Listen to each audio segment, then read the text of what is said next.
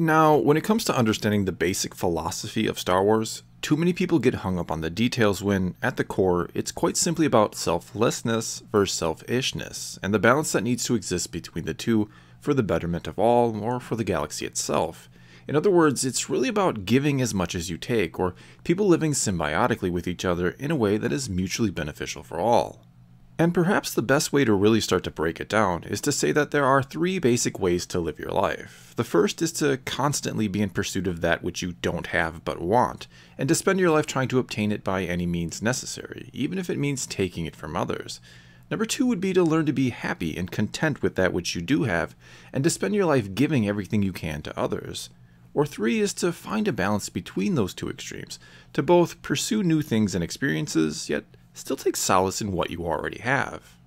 And though most people fall somewhere in that last category, and it's arguably the best, most logical approach for trying to achieve a happy and fulfilling life, in the Star Wars galaxy, the two extreme ways of living are represented by the Sith and the Jedi.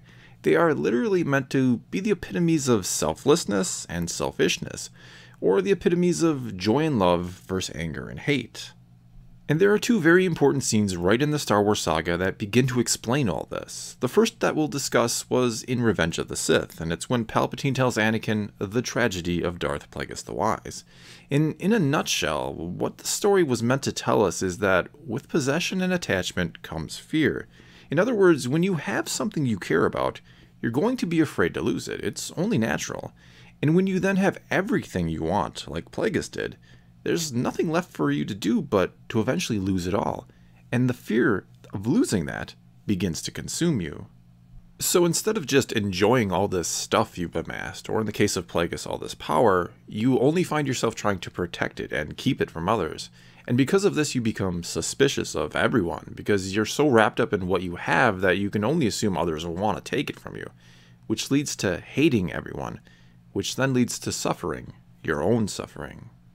The other scene I want to bring up is in Attack of the Clones, when Anakin and Padme are on the transport back to Naboo, and she asks him if a Jedi is even allowed to love, or if it's forbidden, and Anakin tells her that the only things that are forbidden are attachment and possession, but that compassion, which he defines as unconditional love, is essential to the Jedi's life. He then goes on to say that Jedi are encouraged to love, and he's absolutely right. They're encouraged to love everyone equally, and to always act in favor of the greater good, not act in their own favor or in the favor of an individual they care about more than everyone else. The idea here is on the opposite of the Sith, that by possessing nothing and being attached to no one in particular, and instead caring about everyone equally, you therefore have nothing to lose, and hence nothing to fear, and everything to gain. Instead of looking at others as someone who might take what you have, or keep you from what you want, you look at them as the potential to give or to help. This then brings joy instead of hate, and leads to fulfillment and happiness, not suffering. The difficulties for a Jedi trying to live this type of life are then to keep themselves from becoming attached and knowing when and where to actually act. And this is where the will of the Force comes into play, and helps guide a Jedi to do what they should do and not what they necessarily want to do.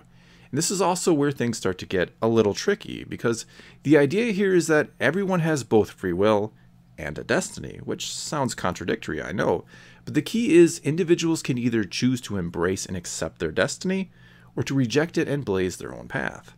Luke Skywalker is an example of someone who had a destiny, and that was to save his father and to bring the galaxy into balance. But he still had the choice to follow his own path, and he could have just as easily taken Vader's offer to rule the galaxy. A Jedi's true purpose is therefore a complicated one. It's not as simple as going around and righting all the wrongs of the galaxy. It's more about acting when needed to allow individuals to have choices and to be able to live balanced lives free of oppression. Because if all the Jedi did was try to put things the way they wanted them to be, or to force people to follow their destiny, you take away their free will, and at that point, how are they really any different or better than the Sith? What it really boils down to is that the Jedi believe in freedom and choices, and the Sith deals in absolutes and control. One is about giving, the other is about taking. And in closing here, let me address two questions you might have at this point. Why don't Jedi try and lead balanced lives themselves, since that is the state they try to achieve for others and for the galaxy itself? And on top of that, once the galaxy or force is balanced, won't their strong attachment to the light or their selfless nature cause imbalance the other way? Doesn't this mean a balanced Jedi between dark and light, selfless and selfish, is the real key to all this?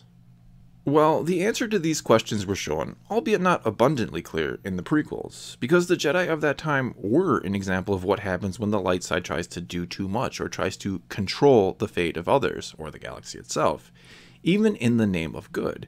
It not only led to war, but led to a situation that was ripe for a Sith to manipulate, and to ultimately gain control of everything.